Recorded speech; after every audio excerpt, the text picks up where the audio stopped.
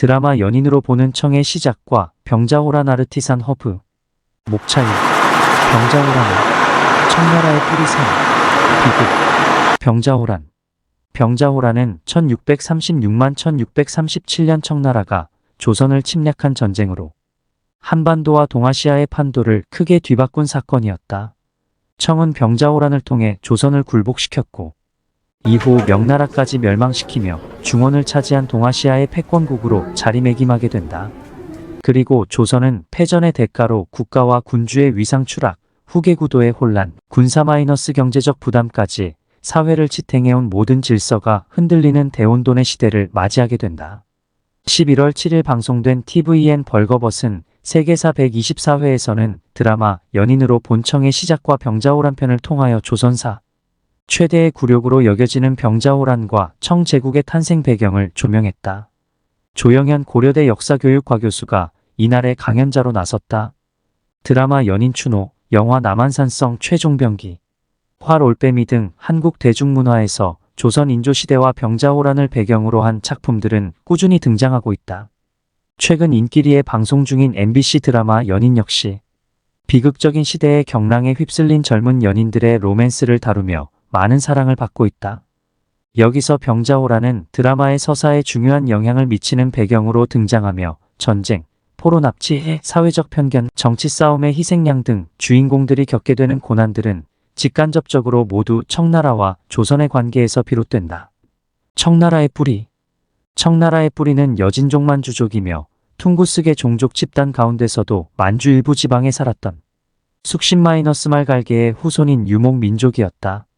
농경민족 국가인 조선이나 중국의 한족 왕조에서는 이들을 오랑캐로 부르며 천시했다. 오랑캐는 몽골어 오랑카이에서 유래하여 들과 산에서 문명 없이 사는 사람들이라는 뜻으로 유목인들을 낮잡아 부르는 말이다.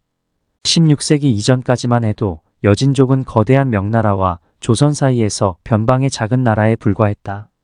이들의 규모는 중원을 지배한 명나라와 비교하면 1100밖에 되지 않았지만 뛰어난 궁술과 기마술을 갖춘 전투민족으로 일찍부터 동아시아에서 명성을 떨쳤다. 오늘날 여진족과 청나라 시대하면 떠올리는 트레이드마크가 된 변발도 전투에서 위생과 편의성을 고려하여 앞머리와 정수리를 밀어버린 데서 유래했다는 설이 있다. 또한 여진족은 흔한 선입견과 달리 유목생활만 했던 것이 아니라 농사를 병행하며 생활했다. 강력한 전투력과 농업을 통한 정착생활의 안정성이라는 두 가지 강점을 모두 갖춘 여진족은 다른 유목민족들에 비하여 빠른 성장을 위한 잠재력을 갖춘 민족이었던 것. 명나라는 이러한 여진족의 성장 경계하여 이의제의를 노선으로 삼아 항상 여진족의 분열을 유도하는 전략을 시도했다.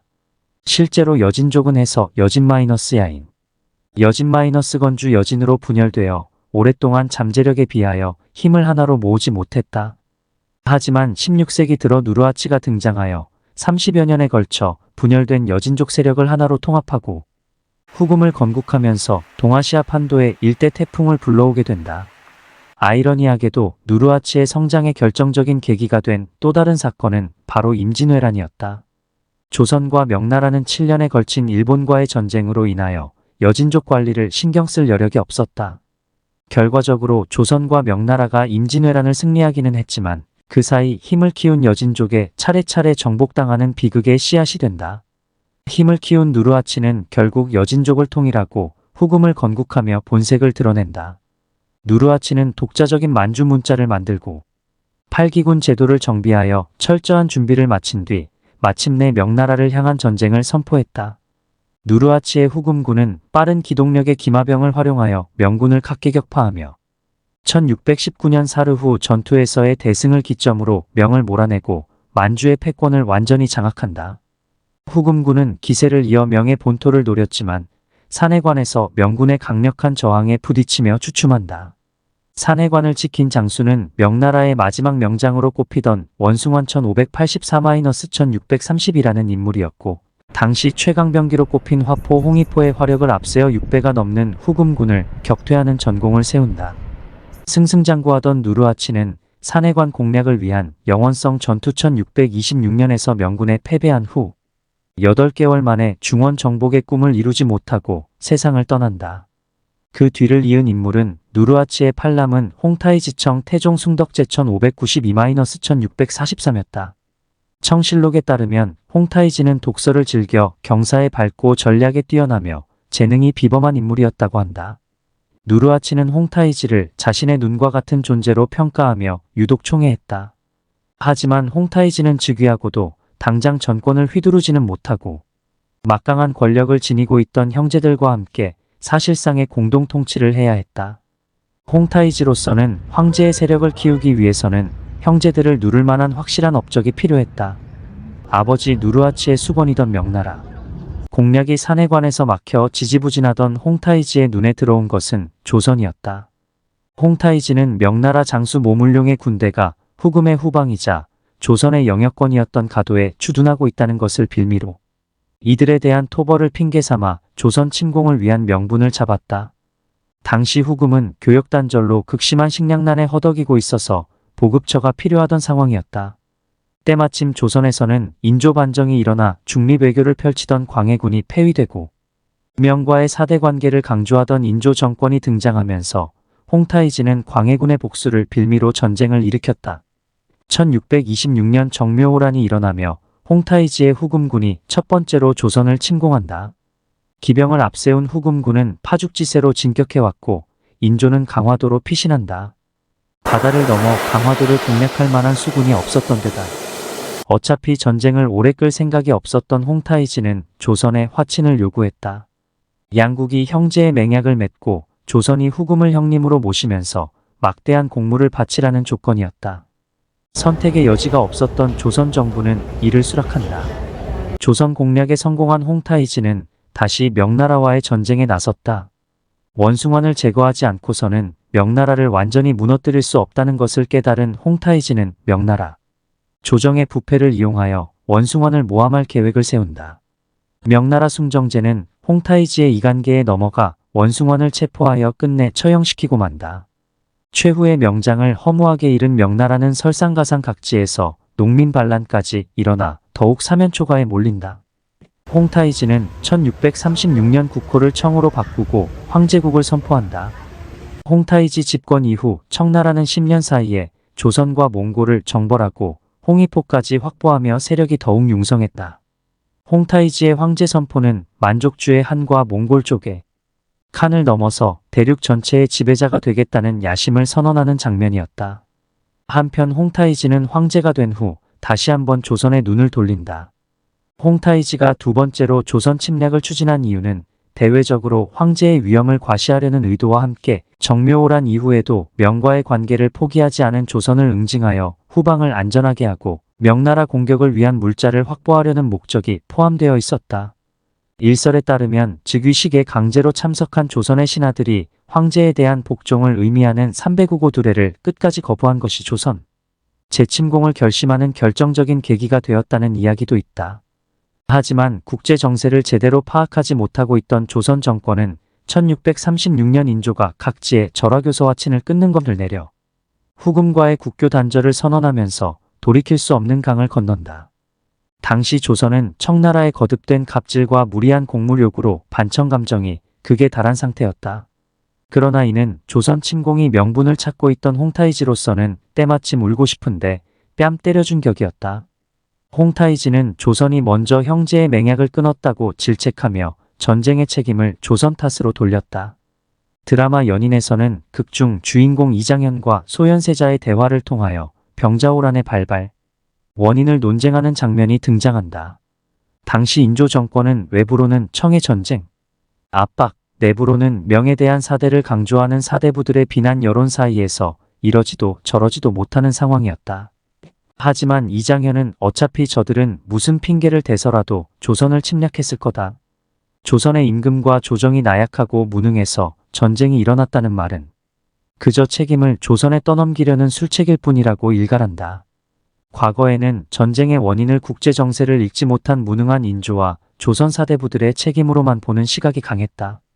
하지만 각종 사료들을 통하여 인조 정권의 실제 외교 노선이 광해군 시절의 중립적 실리외교와 큰 차이가 없었다는 주장도 제기되고 있다.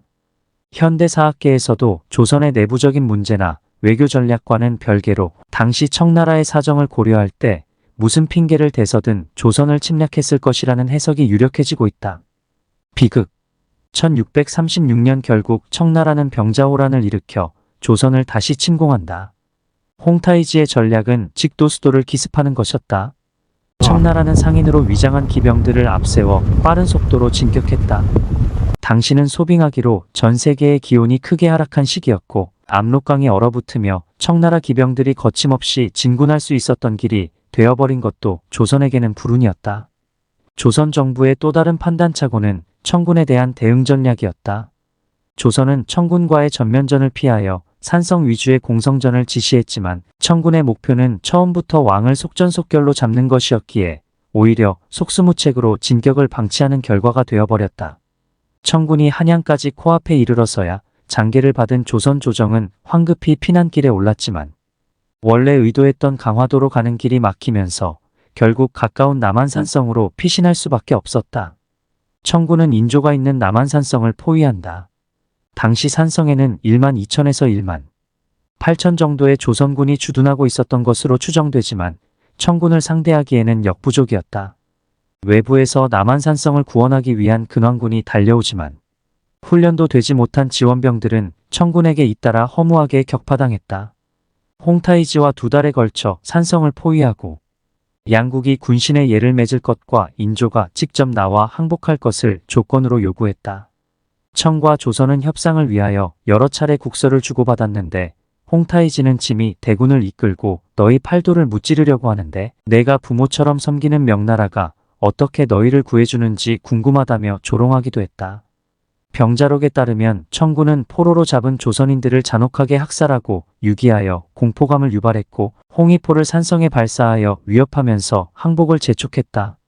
그런데 당시 청나라도 전쟁을 오래 끌기는 어려운 상황이었다.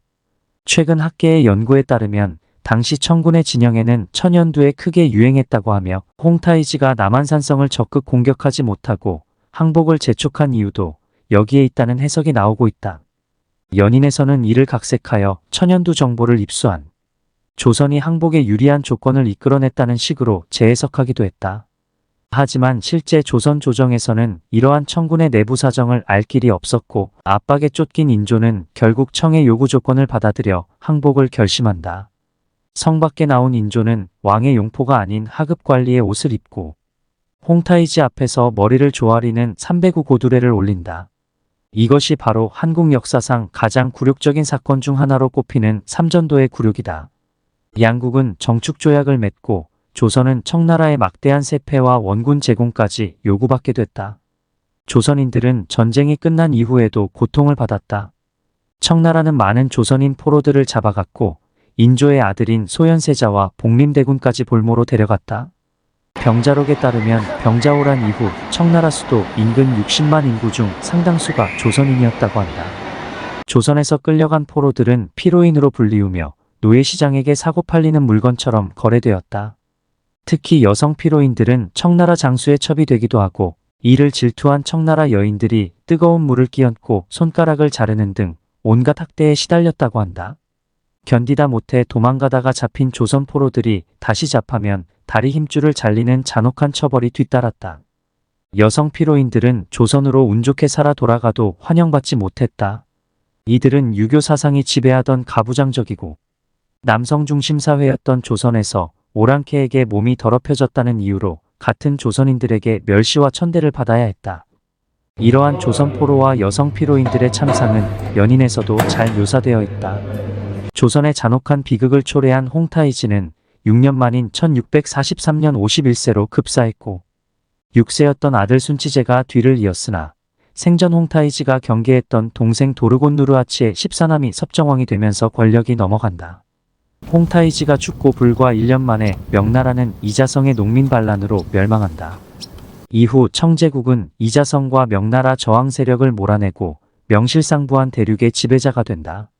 전성기의 청나라는 전 세계 인구의 3분의 1을 지배하는 거대한 제국을 건설하며 중국의 마지막 왕조가 된다. 무력은 모든 것을 정복하지만 그 승리는 오래가지 못한다. 미국 대통령 에이브러햄 링컨의 격인이다. 정묘 마이너스 병자호란의 진정한 원인은 약소국의 잘못이 아닌 강대국이 지닌 제국주의의 폭력성에서 비롯된 비극이었다. 조선사 최대의 굴욕적인 사건은 중국 대륙의 패권 교체라는 거대한 역사적 흐름과 맞물려서 발생했다. 그리고 그 과정에서 가장 큰 희생양이 된 것은 결국 힘없는 약자인 서민과 여성들이었다.